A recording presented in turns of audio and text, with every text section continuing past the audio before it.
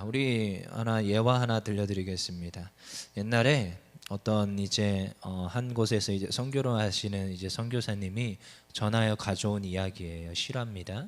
근데 이제 하나의 이제 부족에 들어가서 이제 선교를 하고 계셨는데 그 이제 부족 간에 이제 결혼식들이 있는 이런 모습들이 있는 거지요.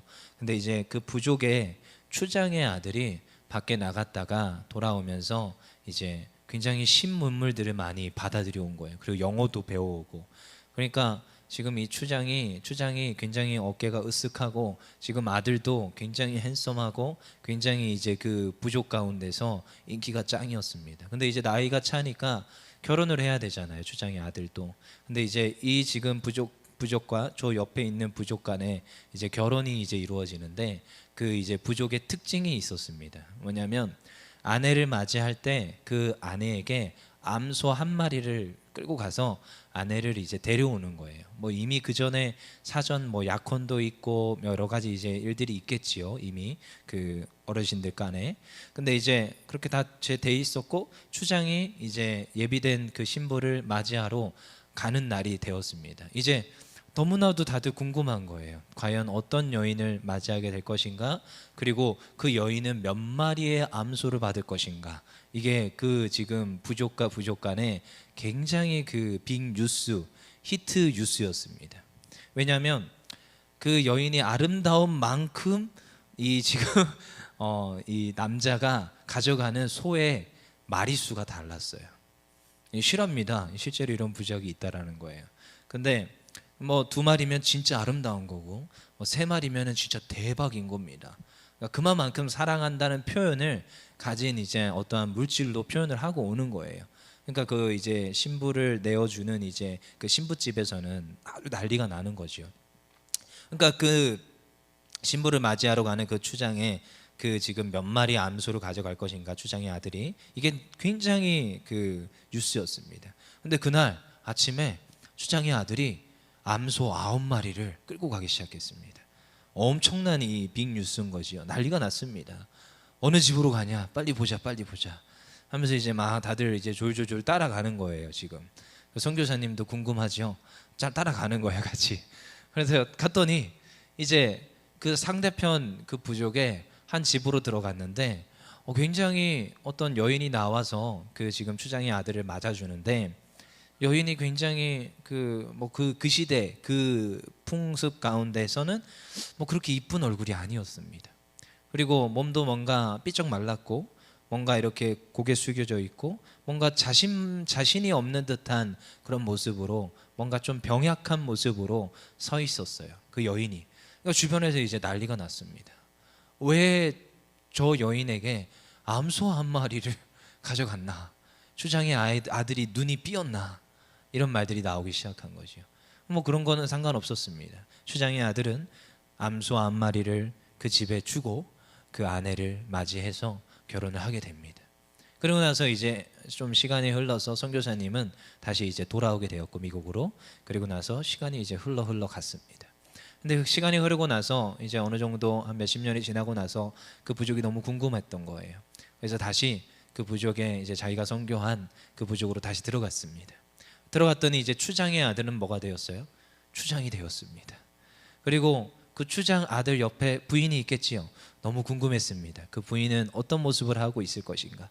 암소 9마리를 집을 받은 그 추장의 아내는 어떤 모습일까? 근데 딱 이제 추장의 아내가 걸어 나오는데 그 풍채가 꼭 대장부 같은 그런 풍채와 그리고 이렇게 대화를 하는데 영어까지 하는 거예요. 추장의 아내가. 그러니까 이 지금 부족에서 영어를 하는 게 대단한 겁니다. 영어를 하는 게 엄청난 겁니다. 근데 그 아내도 영어를 유창하게 구사를 하는 거죠. 너무 신기했던 겁니다. 그래서 뭐 물어봤습니다. 어떻게 이렇게 영어를 잘하고 어떻게 이렇게 외모가 이렇게 예뻐지시고, 그러니까 예쁘다는 건 굉장히 건강미가 많이 물씬 풍긴다는 겁니다. 어떻게 이렇게 됐느냐. 그리고 아이도 몇 명이나 낳고 이렇게 잘 행복하게 지내고 있는 모습이 너무 놀라웠던 거죠. 그래서 다과를 하면서 물어본 거예요.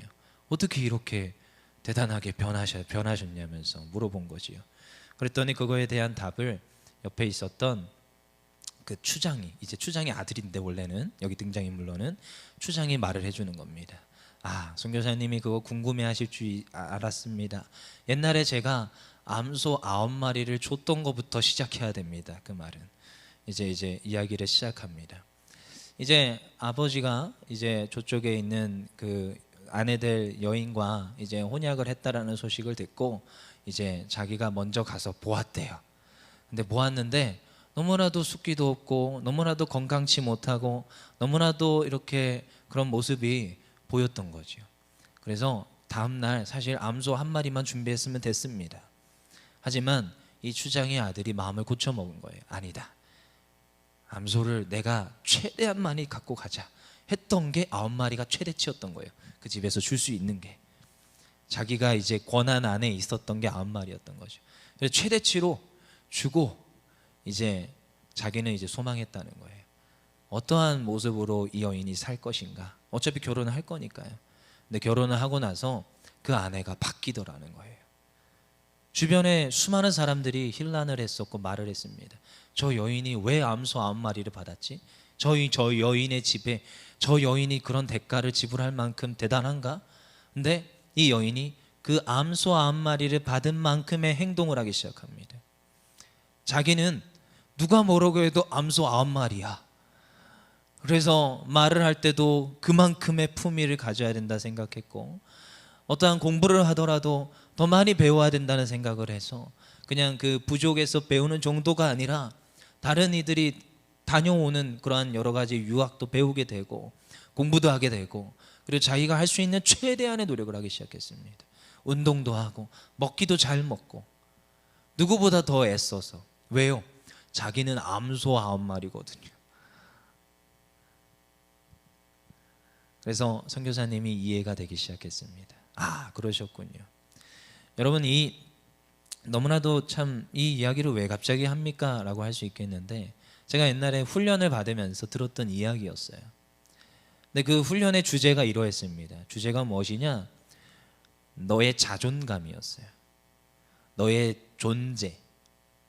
너는 하나님께서 너무너무너무너무 사랑하는 사람인데, 권요셉이라는 사람을, 너를 어떠한 값어치를 주고 샀는지를 네가 알아야 된다라면서 저에게 훈련을 해주시던 목사님이 해주시던 예화였어요. 사실은 여러분, 이제 한 해의 마지막 금요 예배 때 저희가 한 가지를 붙들기 원합니다. 하나님이요, 우리를 너무너무너무너무 사랑하세요. 맞습니까? 네, 이 땅 가운데 보내어진 우리는 한 사람도 무가치한 사람이 없습니다. 다 하나님이 가치 있게, 하나님께서 어쩌면 최고의 걸작품으로 이 땅 가운데 보내주셨어요. 맞으면 아멘. 아멘. 맞습니다. 여러분, 근데 제가 이걸 너무 뒤늦게 깨달았어요. 사실은 저도 목회자 자녀로 자라면서 여러 가지 생각을 많이 했습니다. 남들 학원 다닐 때 저 학원을 한 번도 못 다녀봤거든요. 학원이라는 문턱을 들어가 본 적이 없습니다. 여기 학원 선생님 계신데 학원이라는 문턱을 들어가 본 적이 없어요. 왜요? 머니가 없으니까요. 집에 머니가 없습니다. 그거 아십니까? 머니가 언제 있느냐? 월요일 아침에 있어요. 신기하죠? 왜 그런지 아세요? 교회에, 아버지가 교회에서 목사님이신데 월요일 날 모든 재정 집행을 하십니다. 전기세며 수도세며 이것저것 다 집행하시지요. 근데 그 모든 게 집행이 1순위예요. 교회가. 그렇죠? 맞죠? 후순위는 그나마 저희는 2순위입니다. 할렐루야죠. 그래도 다행이에요. 어머니 아버지 뭐 반찬 이런 건 3순위예요. 다행히. 2순위는 뭐냐? 월요일 날 아이들 학용품. 왜요? 아이들 숙제를 해야 되고 뭘 해야 되고 리코드 사오라는 리코드 안 사갈 수는 없잖아요. 그럼 미리 그런 걸 알려주면 월요일 날 제가 어떻게 청구를 해서 받아낼 수는 있습니다. 그러니까 저는 주일 저녁에 청구를 하지 않으면 다음날 학용품을 못 사는 거예요. 근데 꼭 있죠. 화요일 날 준비하라고 할 때, 그럼 그 주는 준비를 못 합니다. 그런 집에서 자랐어요. 학원이 어떻게 갑니까? 참고서도 빌려서 받는 판에. 그러니까 어렸을 때 여러 가지 정말 낮은 자존감이 있었습니다. 그러니까 항상 천덕꾸러기예요. 뭐 초등학교도 그렇고 중학교도 그렇고, 안 내는 애, 꼭 우유값 이런 거 안 내는 애, 어떻겠어요? 그러니까 항상 나는 가난한 집의 자녀야 이런 게 항상 꼬리표처럼 달고 달아 살았습니다.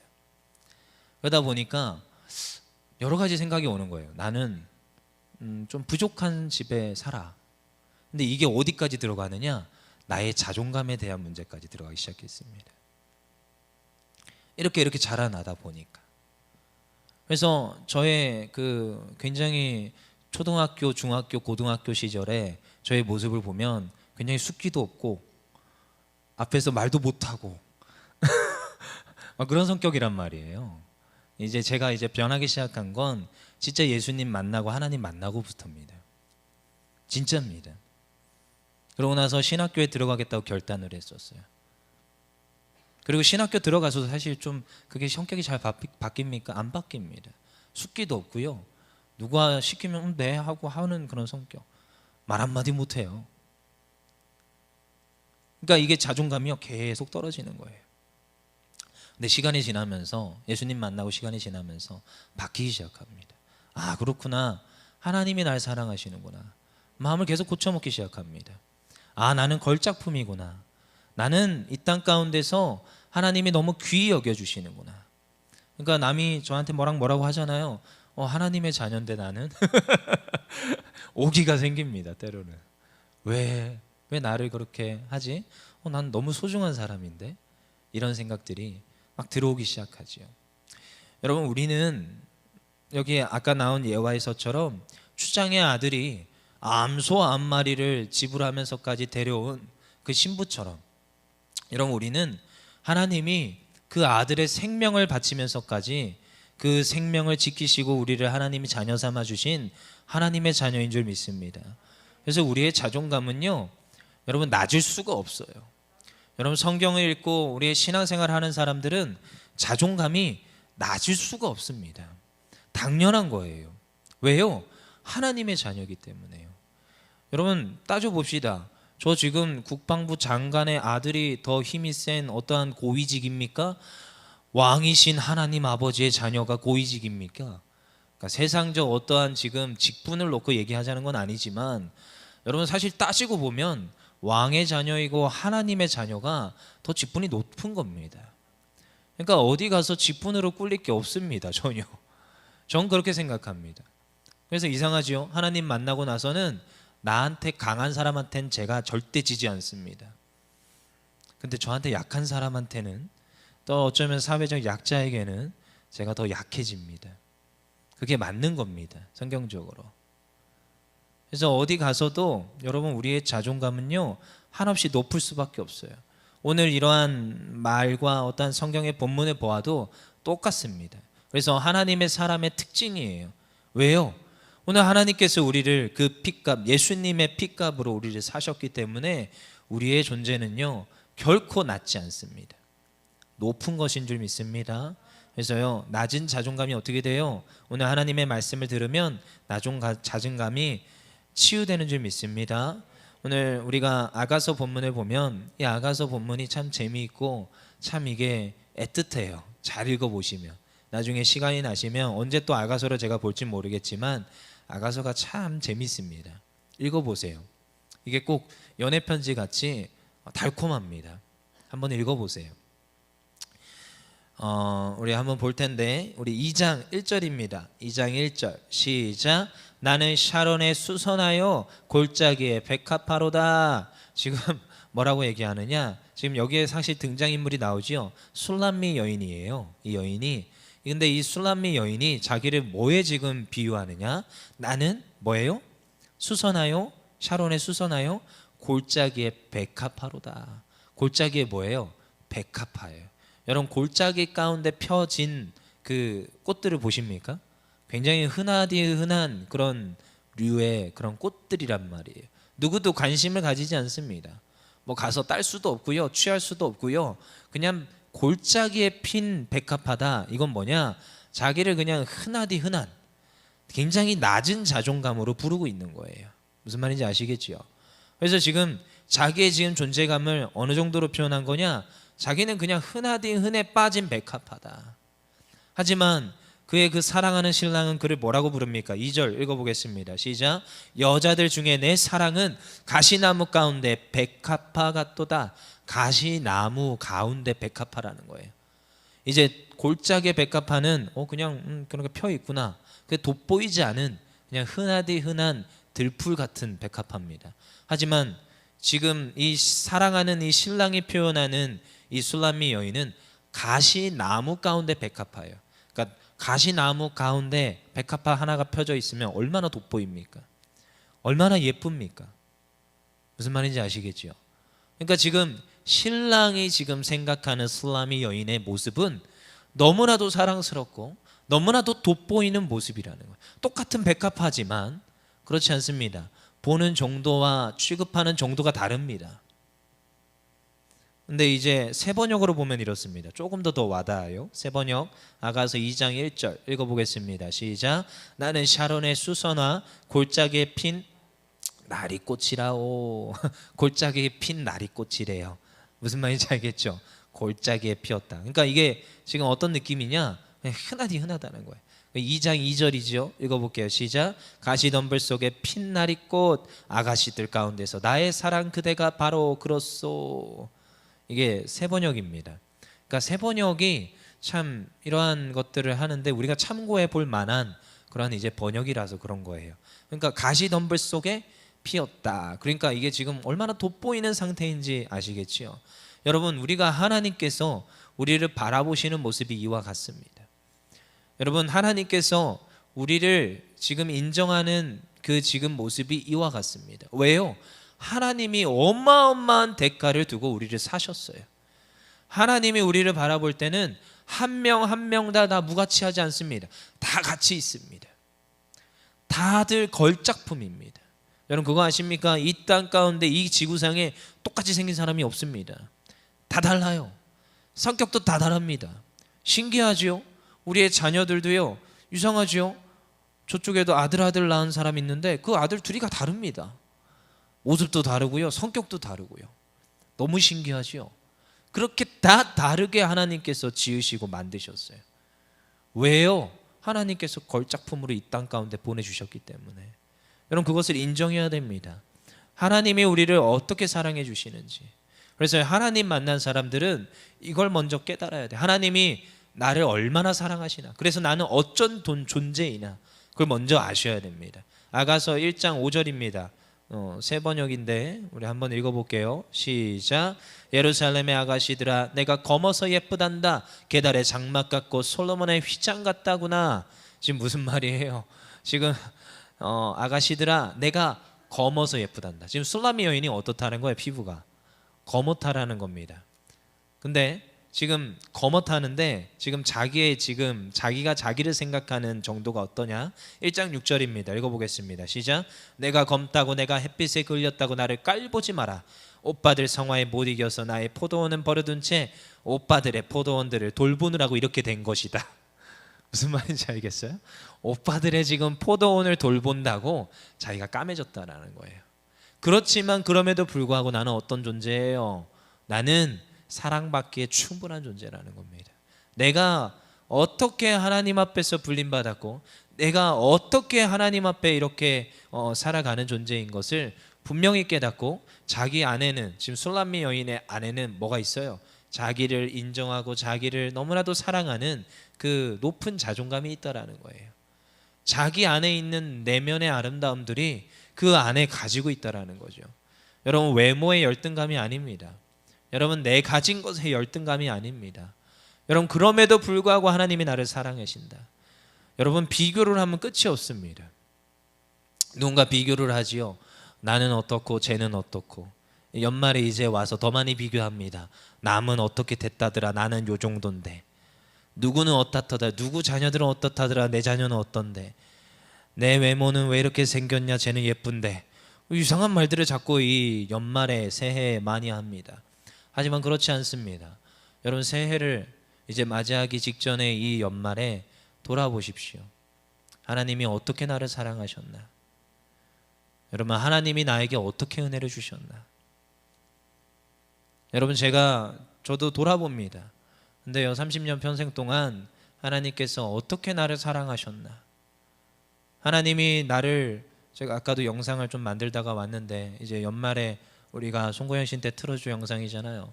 그런 거 보면서도 저 이번 연도에 목사 안수 받았잖아요. 하나님이 나를 목사로 세우려고 어떻게 하셨나를 저도 돌아봅니다. 그 오랜 세월을 권요셉이라는 사람을 이 자리에 세우기 위해서 어떻게 하셨나?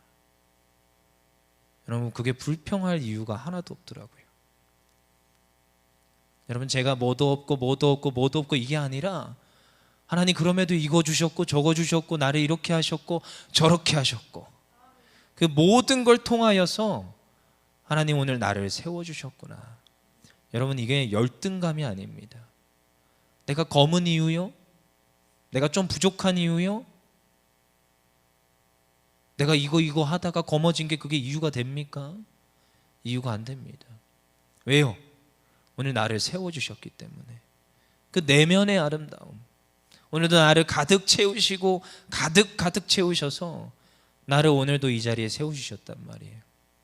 어쩌면 아까 얘기했던 그 추장이, 아들이 그 지금 여인을 맞이하며 암소와 암머리를 지불했듯이 하나님이 나를 오늘 이 자리에, 하나님이 내가 가진 이 가정과 내가 지금 봉사하는 이 교회와 내가 처한 모든 환경을 주시려고 나에게 어떠한 대가를 지불하셨는지를 여러분 우리는 압니다.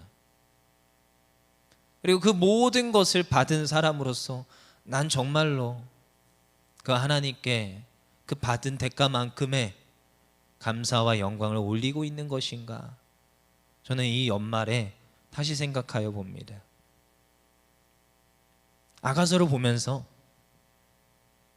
아, 그렇구나. 이 여인이 자기는 골짜기에 백합화라고 하는데 이 지금 여기 나오는 신랑은 하나님이십니다. 하나님이 아니다, 너는 가시나무 가운데 백합화다.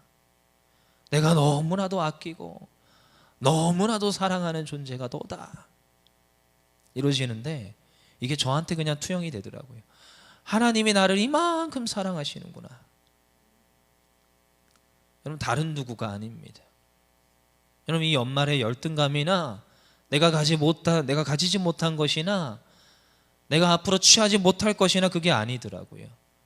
나를 어떻게 사랑하셨고 나를 이 자리 가운데 세우셨는지가 더 중요하더라고요.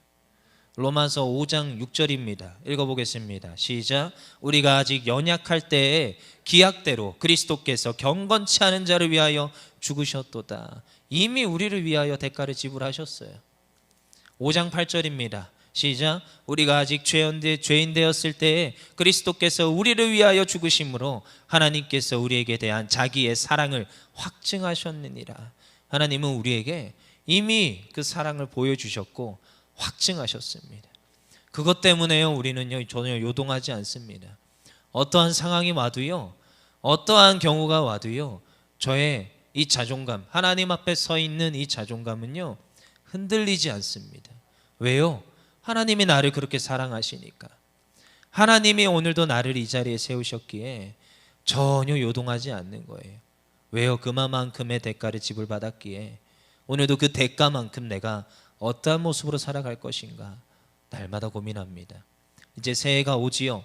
이때에 우리가 고민해 봐야 됩니다. 아, 내가 이제 어떠한 모습으로 내가 살리라 결단하셔야 됩니다.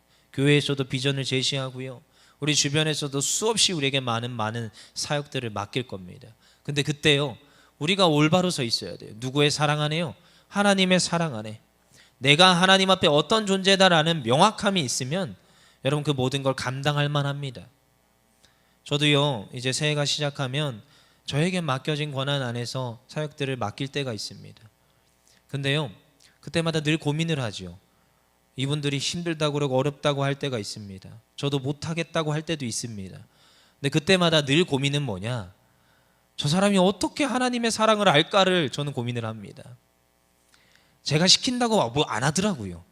근데 이상하죠? 하나님의 은혜를 깨달으면 하더라고요. 하나님의 사랑을 알면 하더라고요. 그러니까 그 말씀과 그 하나님의 사랑을 어떻게 깨닫게 할까? 이게 제 관심사입니다, 사실은. 그 마음에서 하나님의 사랑에 감복하고 감동하잖아요. 그냥 하나님께 헌신하게 돼 있습니다.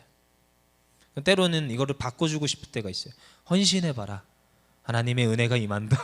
이럴 때도 있습니다. 사실은. 왜요? 헌신했더니 하나님께서 부어주시는 경우가 있거든요. 근데 사실은 하나님의 은혜를 알며 헌신하게 돼 있습니다. 이게 정확한 구도예요. 여러분, 우리가 참 이러한 하나님의 놀라우신 그 사랑을 깨달아서 오늘도 우리에게 맡긴 사명 더 넉넉히 감당해야 될 줄 믿습니다.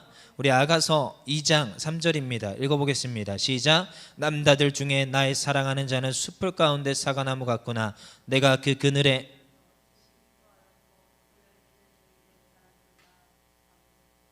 아멘. 그렇지요. 오늘도 누구 그늘 안에 앉아서 기뻐하였다고요? 네, 그렇죠. 그 지금 숲을 가운데 사과나무 같은 내가 그 그늘 아래에서 오늘도 그 주님, 그 여기서는 사실 술라미 여인과 신랑인데 그 지금 남자의 그 그늘 아래에서 무엇을요? 심히 기뻐하고 그 열매가 내 입에 달았다. 여러분, 누구 아래에 있는 것이, 여러분 누구 안에 있는 것이 복되고 잘 되는 길인지 아십니까? 오늘도 주님 안에 있는 것, 주님의 그늘 아래에 있는 것이 우리가 잘 되는 길인 줄 믿습니다. 옛날엔 사실 이런 얘기하면 별로 안 좋아했어요. 저도 어릴 때는. 왜냐? 교회라는 것이 저한테는, 제가 이제 솔직히 얘기하는 거예요. 목사가 되고 나서도 저는 청년들이나 청소년들이 얘기할 때 심히 공감이 될 때가 있습니다. 저도요, 친구들이랑 놀고 싶고요. 저도요. 그러니까 아이들이 얘기하는 거예요. 지금 저한테 와서 그렇게 투정을 합니다. 친구들하고 놀고 싶고요. 연애도 하고 싶고요. 어디도 가고 싶고요. 저것도 하고 싶고요. 근데요, 항상 걸리는 게 뭐예요? 예배. 방학에도 뭐 하고 싶고 저것도 하고 싶은데 방학에 이상하게 교회가 할 게 되게 많아요. 아십니까? 그 뭐 여름이면은 여름 사역들이 많고요. 뭐 또 우리 선교 나간다고 선교 준비도 해야 되고요. 이것저것 할 게 많아서 애들도요 되게 바빠요, 지 나름대로. 근데 또 교회에다 그 시간 빼잖아요. 그러면 나머지 노는 시간이 없습니다. 그럼 저한테 와서 투정을 해요. 목사님 잘 들어보세요. 제 스케줄이 이러한데 지금 친구들하고도 요때 놀아야 되는데 지금 교회 때문에 이걸 못 놉니다. 와서 따져요. 그럼 저는 심히 공감은 됩니다. 나도 그거 다 한다. 내가 그랬다. 제가 그랬어요. 사실은 제가 그랬습니다. 친구들이 항상 권요셉이는 언제 만나야 되느냐 이렇게 얘기했어요. 화요일 저녁하고 목요일 저녁 아니면 못 만나. 쟤는 못 만나. 토요일도 안 되고요, 주일도 안 되고요, 월요일도 안 되고요, 수요일도 안 되고 금요일도 안 돼요. 이상하죠? 왠지 아시겠죠? 그냥 그렇습니다. 저를 또 좋아하는 친구들이 있는데 그렇게 당기고 싶어도 안 가요. 왜요? 교회에 있어야 되니까. 예배가 있어요. 얼마나 짜증이 나겠습니까? 저도 어릴 때 다 해봤습니다. 어릴 때 그래서 이렇게 말했어요. 교회가 족쇄야.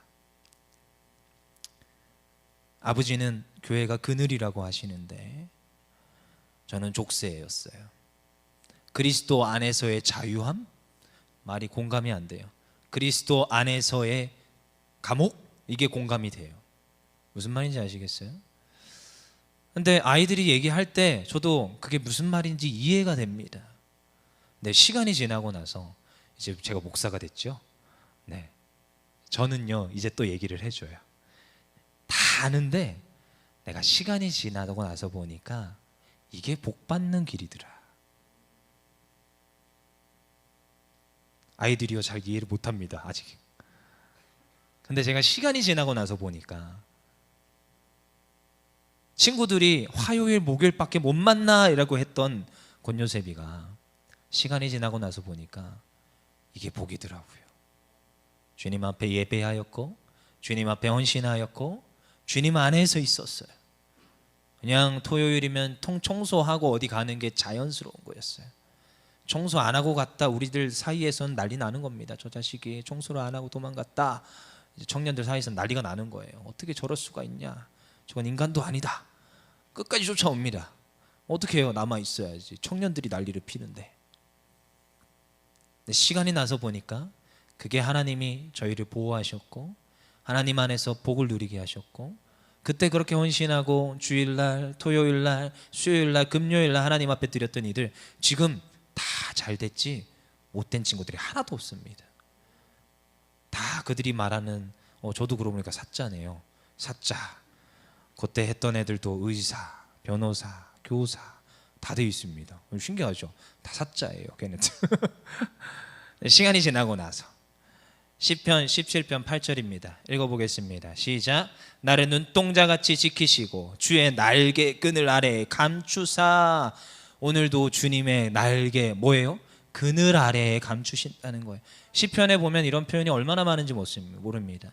주님 그늘 아래, 주님 안에, 주님 나무의 그늘 아래, 이런 표현들. 근데 그들이 다 어떻게 됐다고요? 형통하였고 잘 되었고 복 받았더라. 시편 36편 7절 읽어보겠습니다. 시작. 하나님이여 주의 인자하심이 어찌 그리 보배로우신지요. 사람들이 주의 날개 그늘 아래에 피하나이다. 주님의 그늘 아래에 피하는 자 하나님께서 지키시는 줄 믿습니다. 근데 오늘 이 지금 술라미 여인이 뭐라고 얘기해요? 그들이 심히 기뻐한대요. 그 그늘 아래에 앉아서 심히 기뻐하고 그 열매는 그 입에 달았도다.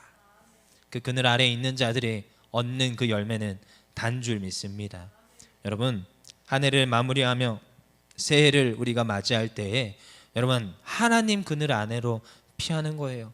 우리의 자녀들을 양육하는 태도도 그렇습니다. 하나님 그늘 안으로 밀어붙여야 됩니다. 여러분 그들은 지금 이해하지 못합니다. 이해하지 못해도 그렇게 하셔야 됩니다. 그게 맞습니다. 아이들의 의견을 존중해 준다고요? 여러분 그거는 애들이 내가 죽겠다고 가는데 그냥 너 존중하니까 가, 이 말이에요. 어디로 피하게 해야 돼요?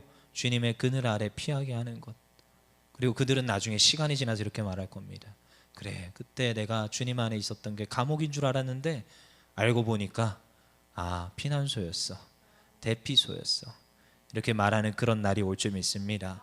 그리고요 또한 이 지금 어떠한 것을 주느냐, 주님 안에서 이 사랑을 알고 나의 자존감을 깨달아 알았을 때 하나님께서는 또한 우리에게 어떠한 것을 주시느냐, 용기를 주십니다. 우리 2장 10절입니다. 읽어보겠습니다. 시작. 나의 사랑하는 자가 내게 말하여 이르기를 나의 사랑 내 어여쁜 자야 일어나서 함께 가자. 아멘. 오늘도 우리에게 무엇을 요구하세요? 내 사랑 나의 어여쁜 자야, 다시 일어나서 함께 가자는 거예요. 여러분 이 한 해의 마무리에 여러분 좌절하고 넘어져 있는 사람들이 있습니다. 근데 그럼에도 다시 일어나야 될 이유는 있어요. 왜요? 하나님이 함께 하시니까. 그래서 감당할 만합니다. 남들이 뭐라고는 이런 건 상관없습니다. 남들의 평가나 남들의 어떠한 것은 상관이 없습니다. 저도요 날마다 이런 경우들이 닥쳐올 때가 있습니다. 그러면요 저도요 오해 살 때 저도 해명하고 싶을 때가 종종 있어요. 근데 그때 참습니다. 그냥 그래 저들은 모를지라도 하나님은 아시지, 이럴 때가 있어요. 여러분 그냥 성경의 말씀이 이렇게 나와 있습니다. 나의 사랑하는 자야, 나의 어여쁜 자야. 사실 아까 1장에 봤지요. 자기를 거뭇하고 이제 예루살렘 아가씨들이 뭐라고 합니다. 상관없습니다. 누구만 보면 돼요. 나를 사랑하시는 그 신랑, 나를 사랑하시는 아버지만 보면 돼요. 그분이 저희에게 이렇게 말합니다. 내 사랑, 나의 사랑하는 자야, 나와 함께 가자. 오늘도 이 연말에 새해 가운데 맞이하며 우리에게 말씀하십니다. 나의 사랑하는 자야, 함께 가자. 근데 그 말이 들려올 때 여러분 아멘하고 달려가면 되는 줄 믿습니다. 달려가면 어떻게 하세요? 하나님이 힘 주시고요, 하나님이 능력 주시고요, 부족한 건 채우시고요, 하나님 사람이 없습니까? 사람도 더하여 줍니다. 여러분 부흥을 외치면서 갑니다. 하나님 부흥케 하십니다. 그건 모든 일은 어디에 달려 있어요? 하나님 손에 달려 있어요. 누구만 믿고 가면 돼요? 하나님만 믿고 가면 돼요. 그럼 하나님께서 하십니다. 오늘도 저는 이 말씀을 붙잡고 갑니다. 새해 가운데 우리가 하나님의 사랑을 맛보아 알기를 원합니다. 다른 누가 아니라 내가 먼저 알아야 돼요. 여러분 모든 사역의 시작에서는, 여러분 모든 것의 시작에서는 다시 그 첫사랑을 회복하는 겁니다. 내가 진짜 하나님의 사랑을 아는가? 주변에서요 자꾸 너 힘들지 어렵지, 그 말은 다 잘 생각해 보십시오. 위로의 말이 아닙니다. 저로 하여금 자꾸 다시 넘어지게 합니다. 진짜 위로의 말, 진짜 소망의 말은 뭔지 아십니까? 오늘도 하나님이 우리에게 말해주세요. 내 사랑하는 자야, 일어나서 함께 가자. 일어나서 함께 가자. 여러분 38년 동안 병들어 앉아있던 이에게 예수님 오셔서 말하셨어요. 일어나 걸으라. 이해가 안 되지요. 위로하지 않았습니다. 일어나 걸으라. 일어나서 걷습니다. 여러분 오늘 우리에게 말씀하십니다. 다시 일어나서 가자. 그러실 때에 오늘도 하나님의 하실 일들을 기대하며 내가 사랑하는 저 주님이 하실 일들을 기대하며 오늘도 힘차게 달려가는 점 있습니다. 그럼 그 가운데 하나님께서 능력 더하시고 하나님 피로를 채우시고 하나님 일꾼을 더하셔서 더욱더 하나님께서 반드시 부흥케 하시는 은혜를 우리가 누리기를 원합니다. 아멘. 우리 다 같이 찬양하고 우리 하나님 앞에 기도하는 시간 가질 텐데, 여러분 그렇습니다. 여러분 이 모든 것들은 하나님이 하시는 일이에요. 근데 그 일에 우리를 초청하시는 겁니다. 그러니까요, 이게 감동이고요, 이게 감격이에요. 한 해를 돌아보면 정말 많은 일들을 했어요, 교회가. 정말로. 여러분 참 어제 일도 잘 생각 안 나는데 한 해를 어떻게 생각하십니까? 이럴지 모르겠는데 정말 많은 일을 했더라고요. 노회에서도 많은 일을 했죠. 담임 목사님이 참 넓어요, 그게. 그래서 모든 이들을 부용하시고 교회들도 많이 섬기시고 우리 교회만이 아니라 다른 교회도 많이 섬겼죠. 근데 이제 또 내년에는 담임 목사님 노회장입니다. 그거 아시지요? 노회장 하면 교회 기둥뿌리가 뽑힌다는데 다른 교회도 그런다는데 우리 교회는 어떻게 될지 모르겠어요. 걱정이 좀 있지만. 근데 그럼에도 불구하고 참 신기하죠. 제가 노회장으로 심호하시는 교회를 벌써 2교회를 섬기다가 여기가 지금 또 세 번째가 되는 거예요. 근데 그때마다 신기하죠. 노회장으로 섬기셨던 그 교회, 정말 재정도 많이 나갔지만 교회가 부흥했었습니다. 신기하더라고요. 교회가 어려울 줄 알았어요. 근데 그렇게 붓고 쏟아내는데 하나님 더하시고 더하시는 걸 전 옆에서 어린 나이에 많이 봤습니다. 그래서 확신합니다. 하나님 반드시 부흥케 하실 것을. 근데요, 그때 우리가 소망하고 기도할 것은 하나님 하시옵소서, 하나님 더 일하여 주시옵소서, 그렇게 기도하며 힘차게 달려가야 되는 점 있습니다. 우리 찬양합시다.